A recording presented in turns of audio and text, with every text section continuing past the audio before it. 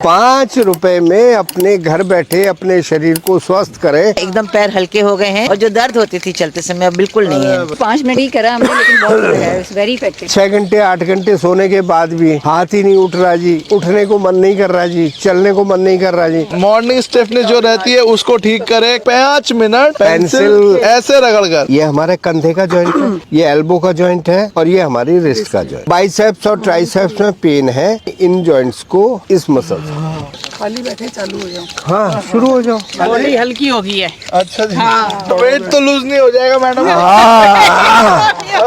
ये आपका कीबोर्ड है, यहाँ टाइप करोगे स्क्रीन पे टाइप हो जाए, तो अगर यहाँ करोगे तो अंदर ऑर्गन ठीक हो जाए। कंधे का दर्द ठीक हो गया मेरा, थोड़ा थोड़ा सा हुआ था आज, तो वो निकल गया। जो लस्सी रड़कते थे हाथ से, तो उनके हाथ के प्रेशर पॉइंट अपने आप दबते थे, तो इसलिए क्लास में ना आने का बहाना नहीं। पेंसिल रगड़ कर अपने स्टिफनेस को दूर करे, शरीर को हल्का बनाए। कंधा दर्द, कमर दर्द, घुटना दर्द, उसको ठीक करे। सिर्फ 5 रुपए की पेंसिल 5 मिनट रगड़ कर 5 तरह के लाभ इस प्रकार 5 तरीके से लिया जाए। हमारी स्पाइन को लेके चलते हैं, तो हम अपनी स्पाइन को ऊपरी हिस्से को, जिसको हम सर्वाइकल एरिया कहते हैं, इसको हम 4 पार्ट में बांटते हैं। पीठ करने की जरा, तो हमारी यहाँ से लेकर टेल बोन तक ये 26 वर्टिब्रा, 7 वर्टिब्रा आपकी गर्दन के अंदर होते हैं, एक के ऊपर एक रखे होते हैं। 12 आपके अपर बैक में होते हैं, यहाँ से यहाँ तक। 5 आपकी लोअर बैक में होते हैं, और एक जो ये पेल्विक एरिया है, इसकी पीछे वाली बोन सैक्रम बोलते हैं इसको, ये भी रीढ़ की हड्डी का पार्ट है। और इसके ठीक नीचे दोनों हिप्स के सेंटर में एनस के ऊपर, जिसको टेल बोन बोलते हैं, कॉक्सिक्स बोलते हैं। सर्वाइकल रीजन, इसको थोरेसिक रीजन कहते हैं, इसको लंबर रीजन कहते हैं, और इसको पेल्विक रीजन कहते हैं। तो हमने 4 पार्ट में बांट दिया। अब हम अपने हाथ पर इन चारों पार्ट पर कहाँ देखते हैं कि आप अंगूठे को ऐसे मोड़ें जरा, तो ये जो अंगूठे का सेंटर पॉइंट है,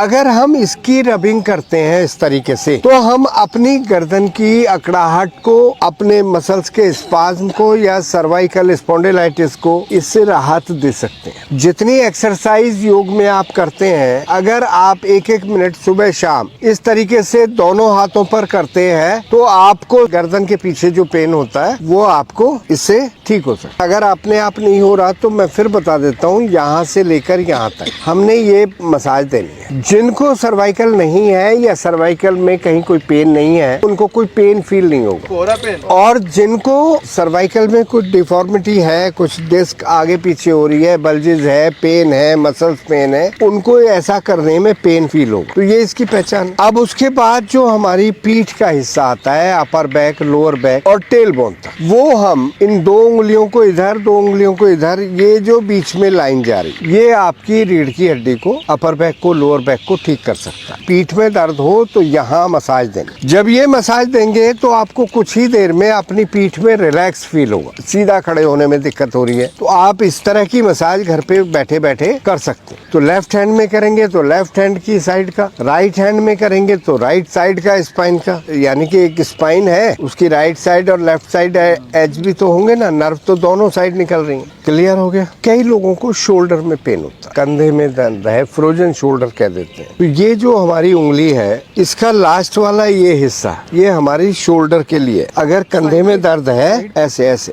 हाँ यस। हाथों में 4 उंगलियां होती, पहली उंगली और लास्ट वाली उंगली हम हाथों को ठीक करने में यूज कर सकते हैं। बीच की दोनों उंगली हम पैरों को ठीक करने में यूज कर सकते हैं। ये 2 हाथ हैं और ये 2 बीच के पैर। तो मान लिया किसी को एंकल में पेन है, बीच वाली उंगली के साइड में पहले जोड़ पर आप मसाज दें। पैर ऐसे ही तो होंगे ना, तो यहाँ टखना आ गया, यहाँ घुटना आ गया, यहाँ हमारा हिप जॉइंट आ गया। टखना कहाँ? नीचे, मतलब ऐसे करोगे तो सबसे पहला तो टखने में करना है, तो आपने इस तरीके से मसाज देनी, दोनों हाथों की, दोनों उंगलियों, चारों साइड हो। ऐसे कोई प्रेशर नहीं आएगा ना। इस तरीके से एजेस जो हैं इस पेंसिल के, वो एजेस आपके पॉइंट्स को रब करेंगे। ऐसे ही दूसरी साइड कर सकते हैं। घुटने में है तो आप सेंटर जॉइंट को करेंगे, ऐसे ही चारों साइड। हाँ, ऊपर से भी करेंगे, यहाँ भी दर्द हो सकता है, यहाँ भी और नीचे भी। तो हम इसको जोड़ को पहले बाहर से, अंदर से, ऊपर से, नीचे से। अब ये 2 पैर बताए, जैसे मैंने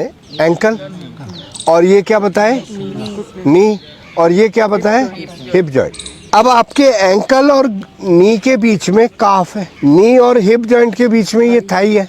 तो आप यहाँ देखें, ये एंकल है, ये नी है, इसके बीच में अगर हम यहाँ मसाज देते हैं तो आप अपनी काफ को ठीक कर सकते हैं। तो ना केवल जॉइंट्स बल्कि मसल्स को भी एक्टिवेट कर सकते हैं। अब नी और हिप जॉइंट के बीच में क्या है? थाई। तो थाई के लिए आप यहाँ मसाज दें।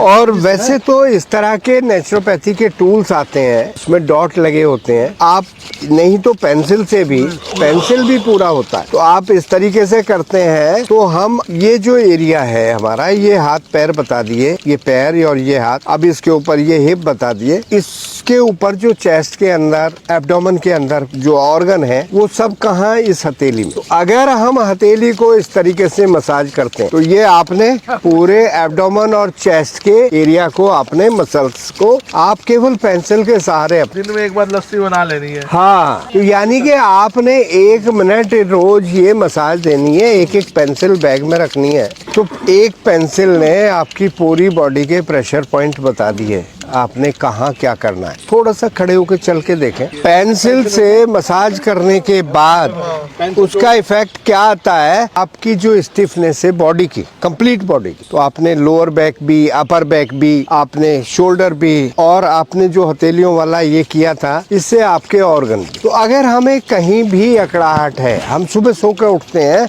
तो स्टिफ हुए मिलते हैं, तो केवल बिस्तर पर बैठे बैठे इस तरीके से पेंसिल से इलाज करें। तो फिर क्या करना होगा? लाइक, हाँ, एंड सब्सक्राइब। या जनता के साथ। मेरी मंच।